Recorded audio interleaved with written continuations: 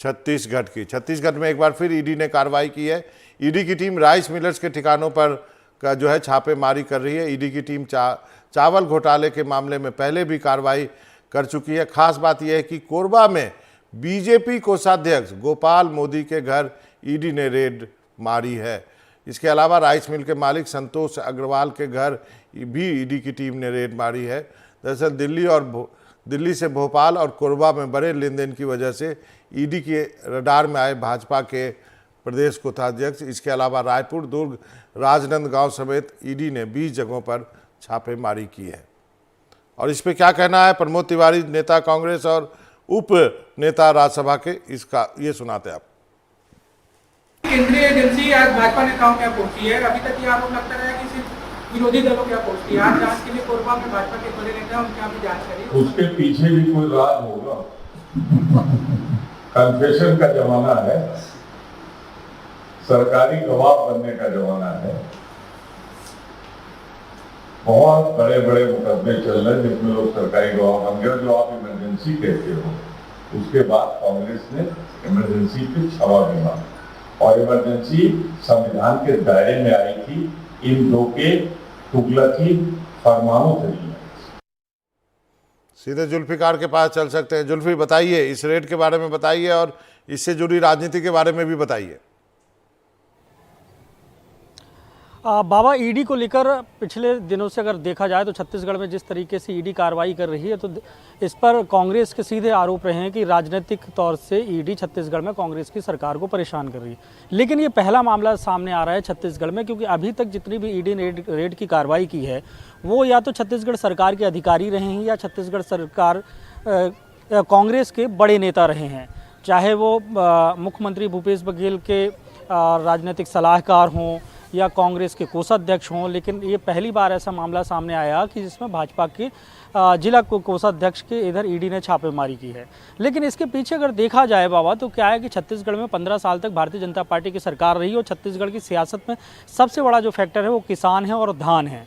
तो इन 15 सालों में छत्तीसगढ़ में जो राइस मिल बनी है, तो उनमें से अगर देखें तो जो बड़े व्यापारी हैं वो राइस मिल चलाते हैं और राइस मिल में भारतीय जनता पार्टी के बहुत सारे ऐसे नेता हैं जिनका सीधे तौर से उसमें इन्वॉल्वमेंट है।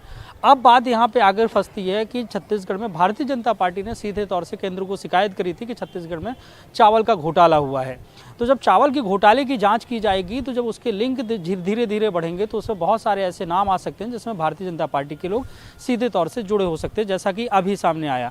क्योंकि राइस मिलर एसोसिएशन की जो राजनीति है, उस राजनीति में सबसे बड़ा अगर नाम है तो वो है छत्तीसगढ़ के कद्दावर नेता बृजमोहन अग्रवाल के भाई हैं योगेश अग्रवाल, जो राइस मिल एसोसिएशन के अध्यक्ष भी रहे हैं और राइस मिल एसोसिएशन की राजनीति करते हैं। क्योंकि राइस का जो प्रोक्योरमेंट है वो एक व्यापारी वर्ग के हाथ में है। राइस मिल चलाने वाले जो लोग हैं उनमें से बहुत सारे लोग भारतीय जनता पार्टी से समर्थित भी, हालांकि कांग्रेस से भी समर्थित है, लेकिन संख्या ज़्यादा भाजपा से इसलिए है क्योंकि 15 साल तक छत्तीसगढ़ में भारतीय जनता पार्टी की सरकार रही है। अब राइस मिल की ईडी जांच कर रही है तो स्वाभाविक सी बात है कि कुछ भाजपा के नेता भी उसमें उसकी जद में आ सकते हैं और ऐसा हुआ है। हालांकि अब ये एक भाजपा को कहने को मिल जाएगा, क्योंकि चुनावी समय है, कांग्रेस से ये कहती रही है जी कि ईडी सिर्फ जहां पे कांग्रेस की सरकार है, कांग्रेस के लोग हैं, उन पर कार्रवाई करती है, उनके सरकार से जुड़े अधिकारियों पर कार्रवाई करती है। लेकिन छत्तीसगढ़ की राजनीति में अब भाजपा ये कह सकेगी कि ईडी जो है वो निष्पक्ष छत्तीसगढ़ में घोटाले की जांच कर रही है। जी बाबा, आप कहाँ पे खड़े हैं जुल्फी? आपके पीछे का नज़ारा बहुत अच्छा दिख रहा है, दिखाइए हमारे दर्शकों को।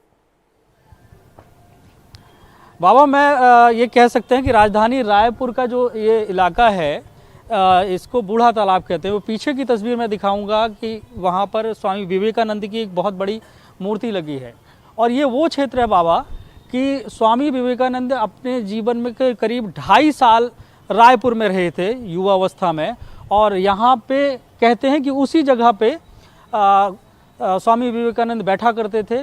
फिर जब छत्तीसगढ़ का निर्माण हुआ और उसके पहले, तो इस जगह को काफ़ी खूबसूरत बनाने की सरकार की तरफ से कोशिश की गई है, वाटर फाउंटेन वगैरह लगाए, तो ये शहर का ये कह सकते हैं दिल है और बीच का हिस्सा है।